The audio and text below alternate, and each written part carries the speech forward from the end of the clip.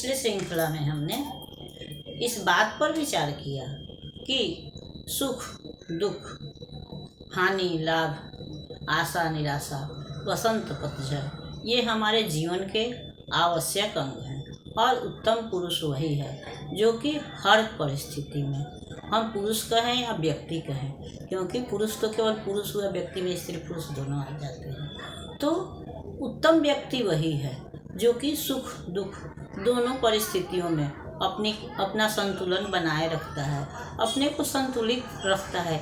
यानी न खुशी में वह ज़्यादा उत्साहित होता है या न दुख में ज़्यादा दुखी होता है, बल्कि दोनों ही परिस्थितियों में सामान्य रूप से अपने कर्तव्यों का निर्वहन करता है। उसको हम उत्तम व्यक्ति या उत्तम पुरुष कह सकते हैं। तो होता ऐसा भी है कि सुख के समय में तो हमारे बहुत सारे मित्र होते हैं, बहुत सारे लोग होते हैं, या बहुत से लोग हमको घेरे रहते हैं, हमारे आसपास होते हैं, इसलिए हमको पता नहीं चलता है कि इसमें कौन हमारा दोस्त है, कौन दुश्मन है, या कौन हमारे पास प्रेम से हमारे पास बैठा है, या कौन स्वार्थवश बैठा है। लेकिन जब विपत्ति आती है तो वह यह समझा देती है कि हमारा दोस्त कौन है, कौन दुश्मन है। रहीम कवि ने कहा भी है कि कह रही में संपत्ति संगे, बनत बहुत बहुमीत, विपत्ति कसौटी जे कसे, ते ही साँचे मीत। यानी कि जब हमारे पास संपत्ति होती है तब तो हमारे बहुत सारे लोग मित्र होते हैं। मीत का मतलब मित्र है, बहुत का मतलब बहुत ही। तो जब हमारे पास संपत्ति होती है, सुख सुविधा होती है, हमारे पास साधन होते हैं, तब तो बहुत सारे लोग हमको आसपास घेरे रहते हैं, हमारी उनसे मित्रता रहती है, क्योंकि तब उनको हमसे कुछ पाने की आशा होती है, या उनको मिले या नहीं मिले, कम से कम उनको हमें कुछ देना नहीं पड़ता है, न शारीरिक न मानसिक न आर्थिक। तो इसलिए हमारे अच्छे समय में हमारे बहुत सारे मित्र होते हैं। लेकिन जब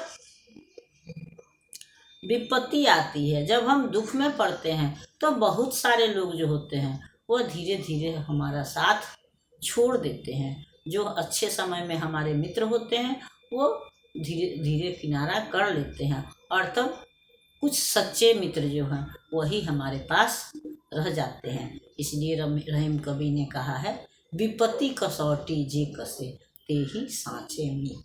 कसौटी पर हम सोने की परख करते हैं, तो लेकिन मनुष्य की परख विपत्ति काल में ही होती है। तो जो विपत्ति के कसौटी पर कस जाए, यानी जो विपत्ति में हमारा साथ दे, सच्चा दोस्त, सच्चा मित्र वही होता है। क्योंकि अच्छे और बुरे की पहचान जो है वह विपत्ति काल में ही होती है, दुख में ही होती है। सुख में तो सभी मित्र होते हैं, सभी साथ देते हैं। इसलिए कहने का अर्थ ये भी है कि अगर हम किसी के सच्चे हितैषी हैं, संबंधी हैं, मित्र हैं, तो अगर हम उसके अच्छे दिनों के साथी हैं तो फिर बुरे दिनों में भी उसका साथ नहीं छोड़ना चाहिए, क्योंकि फिर परिस्थितियां जो हैं वो धीरे धीरे बदलती हैं, पुनः अच्छे दिन आते हैं, जिसका की पुष्टि जो होते हैं वह भौरे के कथन से हो जाता है। तो इसलिए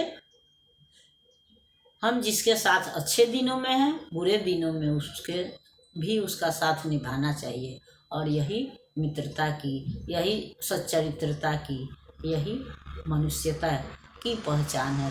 यही